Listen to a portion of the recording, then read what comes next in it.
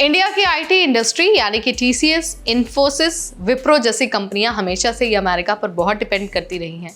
लेकिन अब एक नया झटका आने वाला है। यूएस कांग्रेस में एक नया बिल आया है और उस बिल का नाम है हायर एक्ट।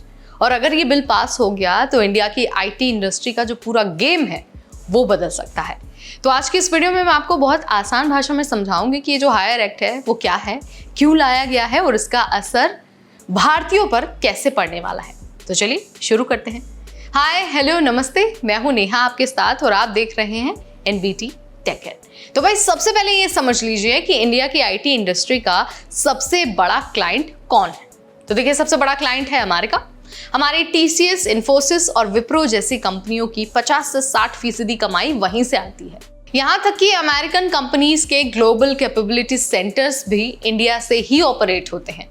अब अमेरिका में मागा यानी कि मेक अमेरिका ग्रेट अगेन वाली जो पॉलिटिक्स है वो दोबारा से जोर पकड़ रही है।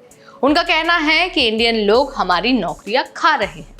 पहले ये सिर्फ एक पॉलिटिकल नारा था, लेकिन अब इसको कानून में बदलने की कोशिश हो रही है। अब बात कर लेते हैं हायर एक्ट की। तो देखिए, इसे लाए हैं रिपब्लिकन सीनेटर बर्नी। इस बिल में लिखा है कि अगर कोई अमेरिकन कंपनी इंडिया जैसे किसी फॉरेन कंपनी को काम आउटसोर्स करती है तो उस पेमेंट पर 25% एक्स्ट्रा टैक्स देना होगा।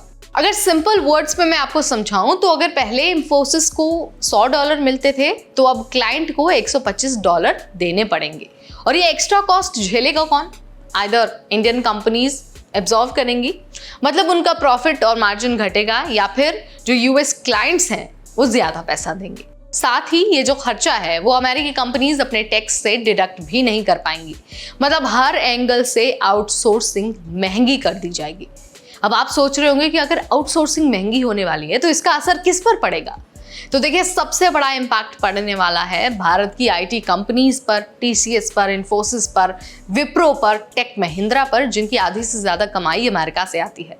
जीसीसी मतलब अमेरिकी कंपनियों के जो इंडिया से ऑपरेशंस चलाते हैं वो भी इस टैक्स से हिट होंगे। इसके अलावा जो फ्रीलांसर्स हैं उन पर असर पड़ेगा। जो अपवर्क और फाइवर जैसी प्लेटफॉर्म से यूएस क्लाइंट्स को सर्विसेज देते हैं वो भी पिस जाएंगे। लेकिन सोचिए, क्या अमेरिका के पास इतना टैलेंट है कि वो सारी नौकरियां खुद कर लेगा? रिस्पॉन्स है नहीं। इंडिया हर साल लाखों इंजीनियर्स और टेक ग्रेजुएट्स को प्रोड्यूस करता है। अमेरिका में उतना टैलेंट पूल है ही नहीं।